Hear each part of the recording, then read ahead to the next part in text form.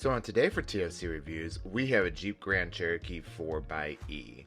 And it is a cold Connecticut morning, but I am so glad to actually get into one of these. The Jeep Grand Cherokee has been around for several decades now, with this being its 5th generation.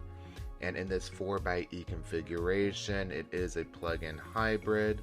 So as we step around the side here, we can see that electric fill door where you'd plug in that charging cable for your plug-in hybrid. And then as we step around the front, you can still see that they kept that classic Jeep front end. Get those lights a little flash there. Now as we go ahead and step inside to our Jeep Grand Cherokee 4xE, you'll notice right away that it does have a little bit upgrade stereo system in this one, and it has this amazing panoramic full-length sunroof to let a lot of air and light into the cabin. And overall, it's not a very bad place to be. They did a great job here at this redesign, so excited to get into it. So a Jeep Grand Cherokee 4xE. What are my initial thoughts? Well, initially, I actually requested one of these because I haven't rented one, I haven't driven one, I haven't driven a Grand Cherokee since probably the 2000s, and it's been a while. So I really wanted to get into one and just see if they're still plastic fantastic like they were in the 2000s, and if they still deserve that premium pricing that they like to charge, and that what they'll say, like, in the comments, that Jeep tax that you pay. And so far I think the jury's out on it. So we'll get into it on this Jeep Grand Cherokee 4xE. And right off the bat, you have a lot of screens going on. We'll go and fire this up in a little bit. And even on higher trim models, they actually have a screen here now over for your passenger, which, based on how this one's driving, I don't know how long that would actually last. And also, there is still a lot of plastic in this vehicle. And so, as I mentioned, this is a 4xE, which means that it is a plug-in hybrid. So you do have the option to drive in all electric mode. You can drive in hybrid mode, get a little bit of fuel savings. And by a little bit, I do mean a little bit when you compare it to the only engine option available now is that 3.8 liter Pentastar V6 put up in the screen there. And yeah, they actually dropped their V8 offering, I believe, in 2023, 2024. And you're only stuck now with the V6 and this 4xE option now. So hopefully that isn't forever, because on an initial driving of this 4xE, it's a little rough, I have to say. It's not, and again, this is a rental, so they're not always the best maintained, and you kind of get what the worst end of things could be. And yeah, so let's go ahead and fire her up.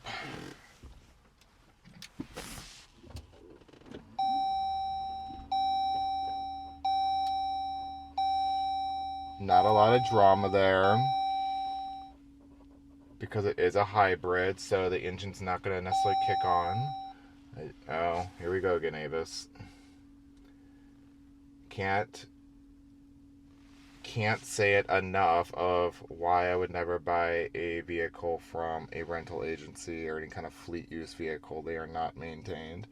And as these vehicles get more and more complicated over time, I have a check engine light.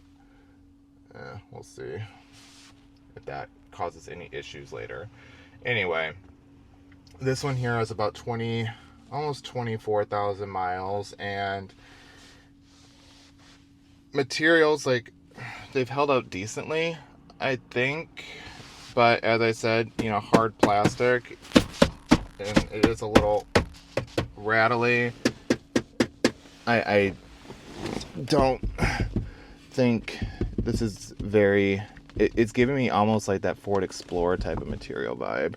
And which is kind of sad because I was really excited to actually get in one of these. I was like, they've redesigned these a few years ago after coming off that Mercedes ML, was now the GLC platform, and now it's built on more of an Alfa Romeo platform. Now they're fully integrated with Stellantis, and I was super excited to actually get to try these. I'm like, oh cool, like, if it has an Alfa Romeo platform, it's gonna have some decent driving dynamics to it. It's gonna feel a little sporty, have a little Italian flair, and well, it does have that Italian flair with all the creaks and rattles I've heard out of this thing in its short 24,000 mile life so far. You do get this nice panoramic sunroof, which is cool, and that's cool, but yeah, I'm kind of like still just trying to understand. And really the biggest shock was when you look up the price of what this thing is. I almost was like, no, that's a mistake. There has to be an upgraded trim model. No, the 4xE starts for over $60,000, and so for $60,000 you're getting this. And oh, did something just fall off? Hopefully not. And a lot of rattles and creaks. And then I will throw it an overlay in the video so you can hear just the coarseness of the engine. So that's like something that does come up in the comments a lot, is that the transition from hybrid, from electric to only driving mode to gas driving mode ends up being a little bit rough, and you can feel it. And hybrids have been around for a little bit now. Toyota introduced their hybrids in the early 2000s, late 90s, I think was the first time that they came out with their first Prius, and really kind of pioneered the technology. It's very seamless in a Toyota. Here it still feels like some kid's science experiment, in high school, maybe college, but it doesn't feel like it's been fully baked, which is kind of sad because Jeep has kind of run into a little bit of problems of late, where they did try to go up market, and you can't go up market with that. That's no good. Even like this material here, it's soft-ish, but not really. And this whole panel down here is that's terrible. So, and again, I think that what they try and get you is like, oh, you have a nice full digital cockpit, you have a nice giant screen here, and all these buttons and all this, and then, oh wait, if you get the upgraded model, you get a screen over there too. And they try to distract you a bit with what's really going on underneath the hood.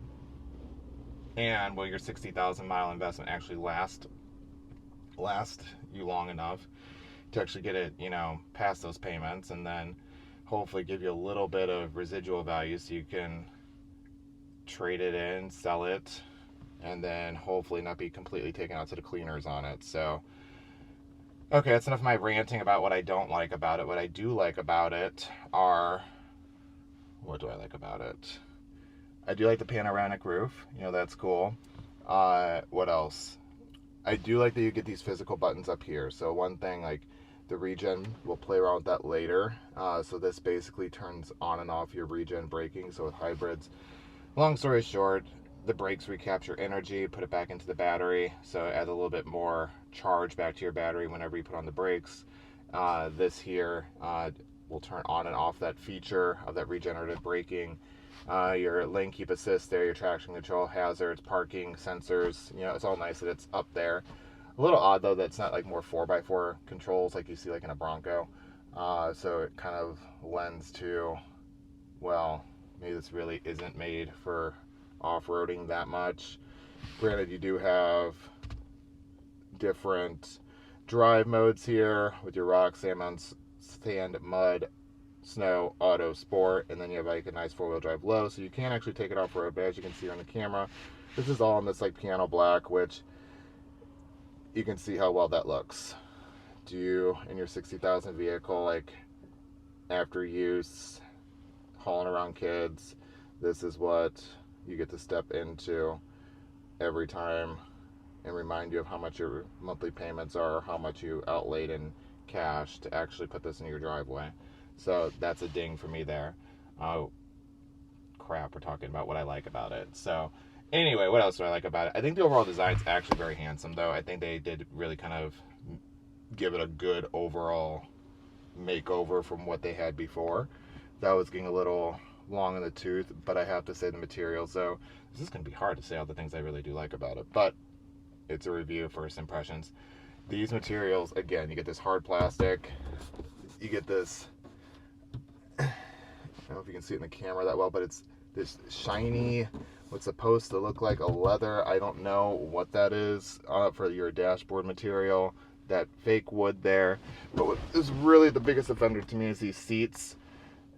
It is a leatherette, so it's not real leather, but they look so shiny and vinyl-y.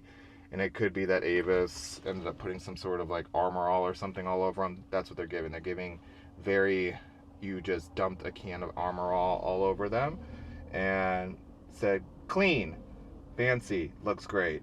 But they are so shiny and not natural looking that at a $60,000 vehicle price point, that's just unacceptable. So again, a ding. But design wise, I will give it a plus, so we'll just cancel that ding and plus out to just neutral. That I do appreciate that design wise it does look halfway decent in here. They did put a little effort into it. You know, it is, you know, based on Alfa Romeo, so you would think that that should be kind of table stakes at that point to have, you know, some design into it. So what else did I notice? I picked it up last night, so I got to drive this, you know, in the dark. And one of the things that's so bizarre, and it could just be because it's a hybrid, and I'll see if you can turn this off, but it makes this really funny, weird audio sound when it's in electric mode only. It's like a like some sort of weird ethereal, just, I don't know, funny sound that almost gives you like a headache. It's like a warbling kind of like sound. I captured it last night, so I'll put it like, you know, as an overlay, but it was bizarre and I wouldn't want that turned off. It was just annoying. Also on this model, you do get some standard equipment, you know, your 4xE, as you should at $60,000. You have heated seats. Turn it off. We'll do that again. So we are running, so sometimes with a hybrid you don't know if it's actually on or not, but it says it on, and love that check engine light. But anyway, you have your heated seats here, which appear not to be working. I don't know. So again, is this Jeep quality? Let's see if we put it like in.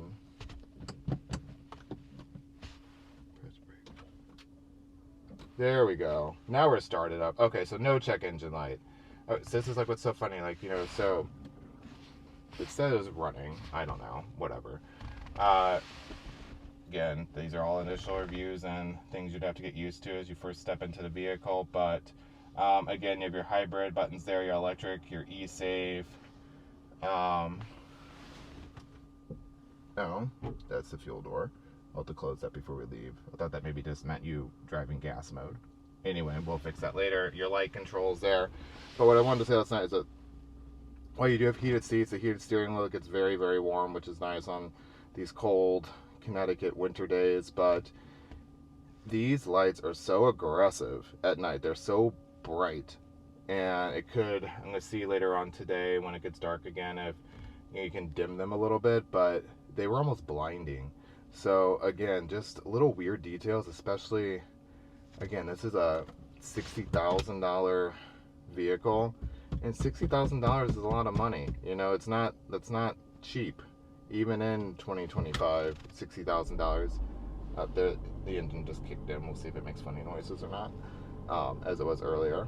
But yeah, $60,000 is not cheap, and I just think you can get, like that Mazda we did the other week, a much better vehicle for your money. So granted, it's not going to be that Mazda CX-90. You can't really go off-road, but I don't think you should really be going off-road in this either. You know, if you look at the tires, not really good for, they're definitely street tires. You'll definitely get stuck, even though you do have a low range. So you could go take it in some, you know, gravel, maybe a little bit of dirt. but the way that and the coarseness of what this engine feels like, I don't know if you'd make it off the trail or not, but that's all hypotheticals. That's all just probabilities, maybe. So I'm not taking it off road, so I can't really speak to if it would actually get you home or not. However, there have been several reports with people being stranded in their Jeep Grand Cherokee 4xEs. Edmunds had a review where they were actually stranded 2 or 3 times. I'll put it up there in the video and a link in the description so you can go read about that. And yeah, so that is pretty much how I feel about this Jeep Grand Cherokee 4xE so far. I think once we get it on the road, maybe we can have a little bit, hopefully, different opinions about it. Maybe it will surprise me and drive really nice. It does, again, like they did get rid of their, V8 option, so you only have this hybrid option and their V6, as options these days. So it's interesting. We'll see if, and you do get a lot of horsepower and torque with this 4xE. However, your battery has to be fully charged, and since they didn't give me a charging cable, hopefully the hybrid system actually charges the battery. I did have a Wrangler 4xE about a year ago, and it never charged the battery, so it was always just driving in gas mode. It was odd. I think it was just broken. So with that said, that doesn't mean you're gonna get that full, top end horsepower, full torque of that combined system if your battery's depleted. So it may not be that fast at all. We'll see. But anyway, that is pretty much all I'll get into on this initial review. We'll come back later on and give you a full review of this Jeep Grand Cherokee 4xE. Thanks for watching. Please like and subscribe. It does help the channel, and we will see you later on.